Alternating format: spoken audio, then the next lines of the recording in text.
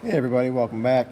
Today we are going to look at section 9.2, which now we're going to focus on the area of quadrilaterals. So before we get started with that, let's make sure we all understand what a quadrilateral is. The prefix quad, meaning four, and lateral meaning side. So basically it means four sides, okay? Here we have a couple examples of quadrilaterals that we're going to be looking at in this section. Parallelograms, rectangles, rhombi, squares, trapezoids, and kites, okay? Also important information here to know that rectangles, rhombi, and squares are all parallelograms. A square is actually a parallelogram, a rectangle, and a rhombus. So the formulas we use for parallelogram can be used for all four of those, and the formulas we use for rectangles or rhombi can also be used for squares. All right, so let's just jump into our formulas here. The first formula we're going to talk about is for all the parallelograms. And it's a pretty basic formula, it's just base times height. Just like in the last section though, we have to make sure the base and the height are perpendicular, okay? If they're not perpendicular, then they can't be the base and the height. Same is true for rectangles, but the nice thing about rectangles is that the sides are perpendicular, so two sides would be the base and the height. Two consecutive sides would be the base and the height. That formula would also work for squares. However, there's an easier formula for squares. And that's just side squared, because base times height, if they're both the same, would just be whatever number that is squared. The next formula, we have a trapezoid formula here.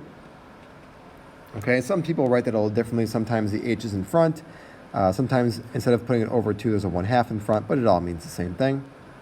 Once again, the height has to be perpendicular to the bases.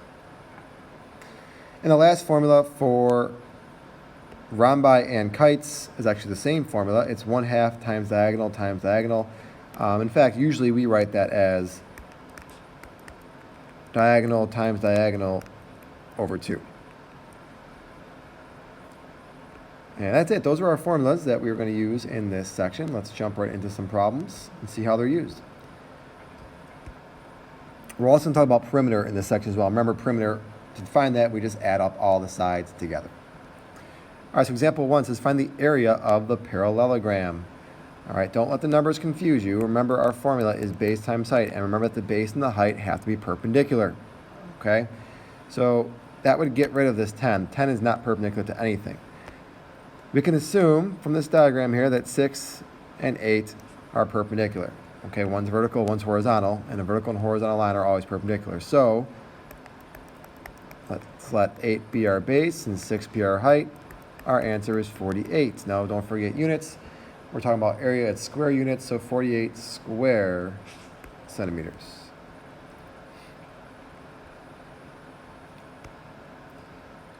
Number 2, find the base of the parallelogram, in which the height is 12 and the area is 84. All right, so we're going to use our same formula.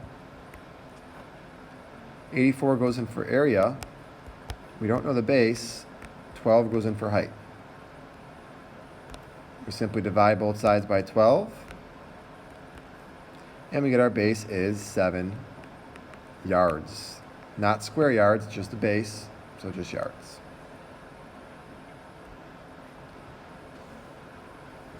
Number 3, find the area of the trapezoid, in which the two bases are given and a height is given to you. All right, let's start by writing down our formula. So I like to write the trapezoid's formula like this. Height times base 1 plus base 2 over 2. Now we can simply substitute our numbers in where they belong. The height is 6.2. The bases are 8 and 5 over 2. All right, and we can go to our calculator. If you trust yourself to type that all in at once, go for it. Otherwise, you could break it up into parts. Either way, our answer should be 40.3 square inches.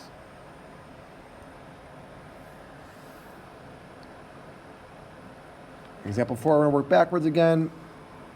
So it's the same formula. It's still a trapezoid. But this time, we know the area is 231. We know the height is 11. We know the first base is 23, but we don't know the second base. So this is the equation we're going to have to solve. I would start this equation by multiplying both sides by 2. That'll get rid of the 2 on the right side. And we're left with 462 equals 11 times 23 plus B2. All right, now you have a couple options. You could divide both sides by 11, or you can distribute the 11 on the right side. I'm going to divide both sides by 11. And that would give me 42 equals 23 plus B2. And finally, subtracting 23 from both sides, we get 19 millimeters is our second base.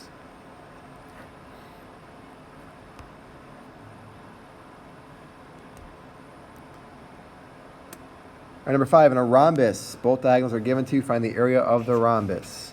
So let's write down our rhombus formula. That would be area equals diagonal 1 times diagonal 2 over 2.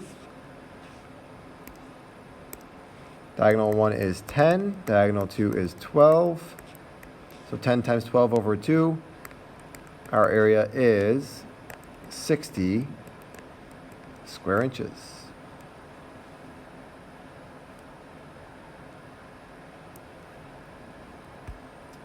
And number 6, same formula for rhombi and for kites. So we use the same formula here. However, this time,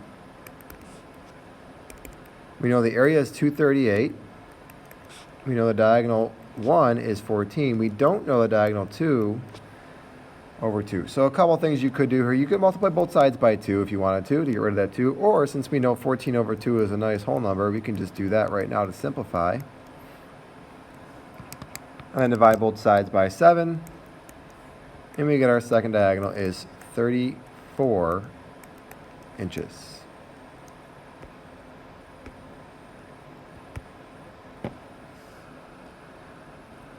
All right, at this point, the last 2 slides are practice.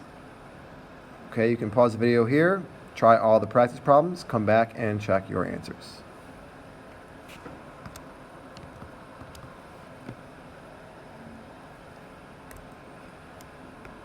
Here are the answers to the first 5 problems. You can go ahead and pause the video if you need more time. And here are the answers to the last 4 problems. And that will wrap up our endeavor into area of quadrilaterals. Next time we're going to take a look at the area of circles.